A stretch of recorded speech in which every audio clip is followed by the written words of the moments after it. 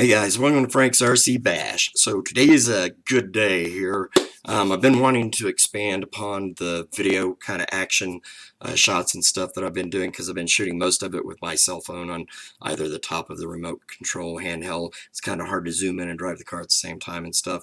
Or with my HD camera, which I usually have on a tripod and whatnot. And so trying to edit between the MP4 on my phone camera and trying to de-interlace the original source video from my HD camera through Final Cut.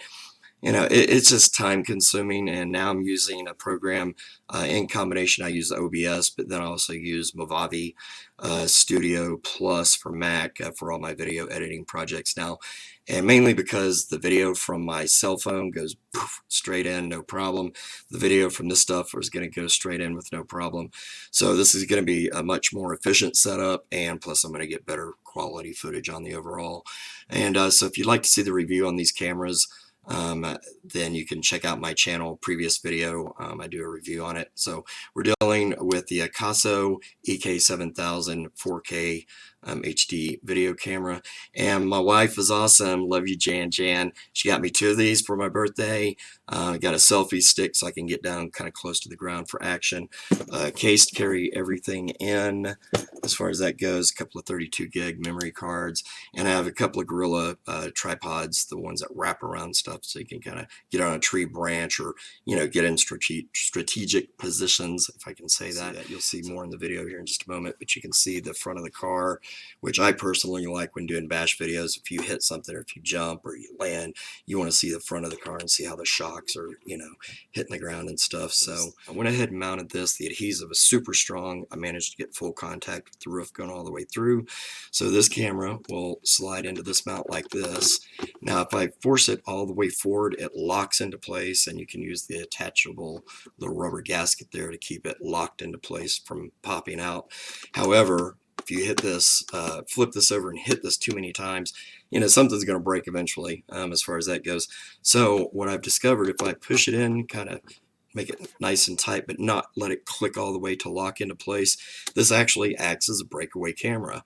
And whether or not I'll still be able to take jumps fluently without it falling off every time, I think I'll be able to work on that once put a little buffer in the back here, a little spacer to give it a little more grip as far as that goes. But basically the concept here is if I jump, I flip, do whatever, and the camera gets hit, boom, it's going to detach like that, thus saving wear and tear and damage on the camera itself. So I do believe, fairly certain, that I'll be able to take jumps and flips without it just falling off, because it doesn't just slide in and out of there. You got to kind of hit it with some force in order to get it to do that. So with that being said, I think it's going to work out nice. The kit did come with a metal tether, so you could actually tether it around the base of the camera and back to the body. However, if you're doing jumps and flips and going 60 miles an hour and you crash and this detaches and it's still attached to the car, it's going to get dragged around and you're probably going to destroy it. So for the purpose of typically what I do, I'm just going to leave it detached, no tether whatsoever. That way if it hits the ground, this comes off and it rolls away, the car rolls away, and I can come back, pick it up, and just reattach it like that. So once you get it adjusted where you're prime as far as that, go ahead and tighten that bolt down, and it absolutely locks it very tight into place. It's got the 3-prong construction up under here, so it's squeezing everything super tight when you lock it down as far as that goes. So that's kind of what we're working with here today. And so got a couple of 32 gig micro SD cards also that go on the side. As I mentioned, you can check the review out for this particular camera on my channel. I went with these request my wife as far as the birthday present goes, to get these as opposed to GoPros. Granted, the newest GoPros $400, $385, something like that. It's outrageous. I don't have that kind of money. So the next option I thought of was like the GoPro Hero 4s, trying to find something within the budget, and found a refurbished package with a bunch of accessories for like $130.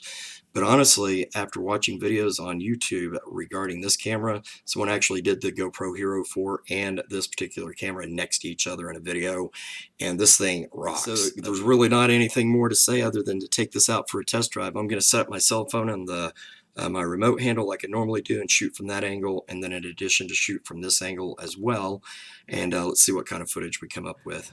Got the camera set up. I'm not sure if you can see the view that the camera is actually seeing, however you will when I cut in the secondary video.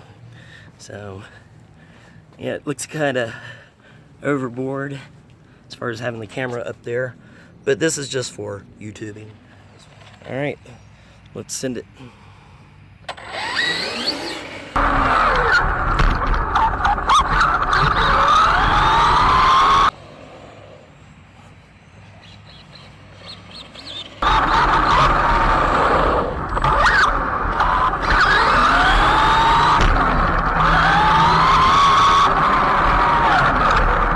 Alright, back to one of my favorite things to do, which is trying to take this corner. Oh, we got a car coming. I squeeze in a quick one.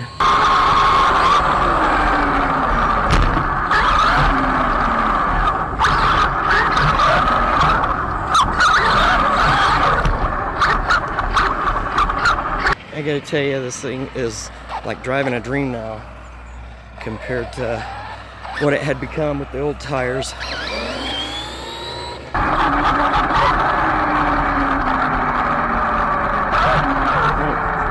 More traffic.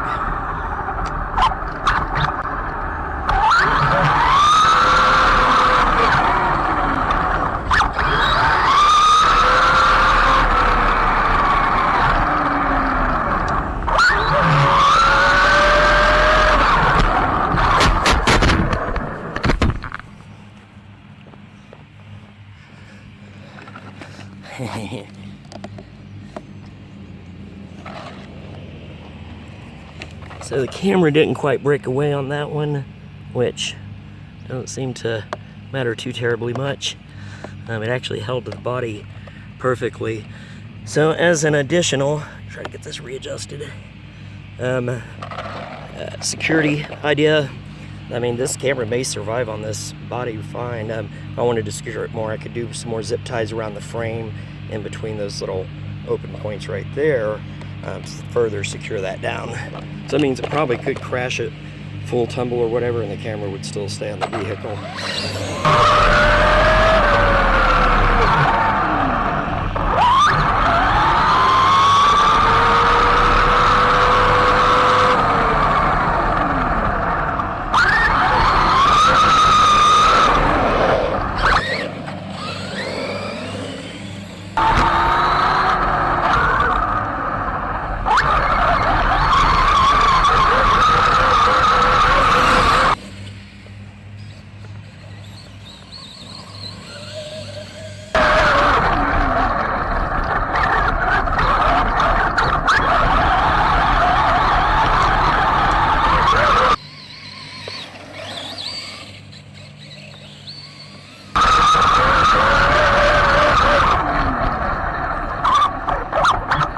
Take it up through the trees here.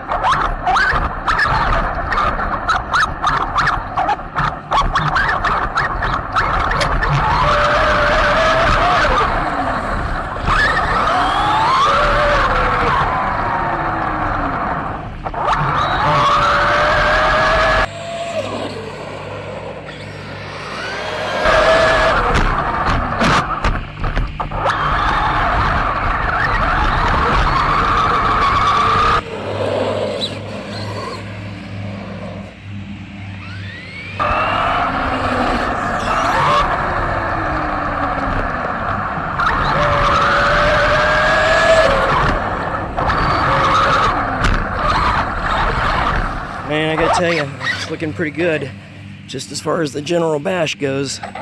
It's so nice to be driving again. 4 days is way too long.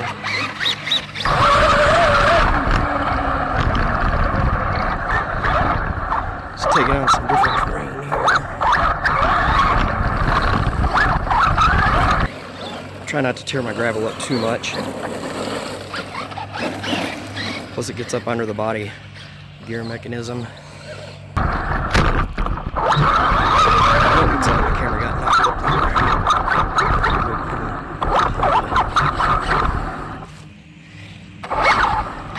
Wanna be on YouTube? Huh?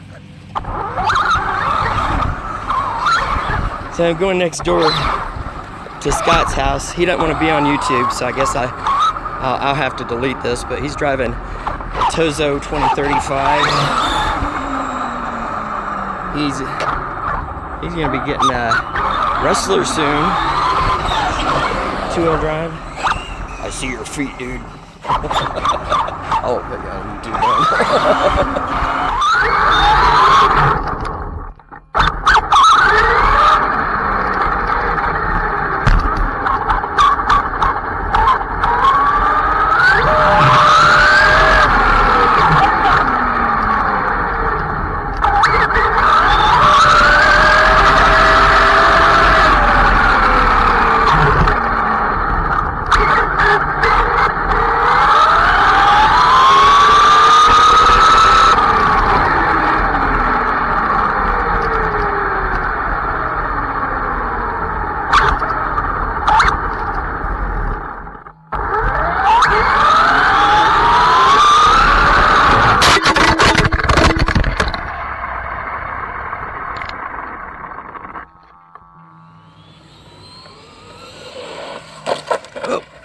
And there goes the breakaway. Let's see how that survived.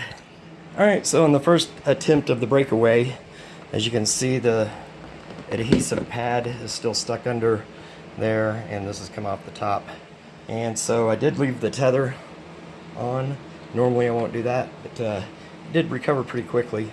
Camera's not screwed up or anything. See a couple of smudges on the lens. Alright guys, so that's going to be it for me today. With one exception, the Gorilla Pods did arrive, so I've got 2 of these, and these 2 cameras will normally reside on these, and you can bend them, twist them, do whatever you want, and get in very good strategic locations for a better vantage point on the video that you're shooting, doing low sweep, passes or jumping over hills or whatever it might be. So this camera will only be on the car for special stunts and stuff like that, doing flips or whatnot, crazy jumps. All right, as always, I hope this video helped you guys out in some form or fashion. And as I always say, thanks for watching Frank's Tech Help. Peace.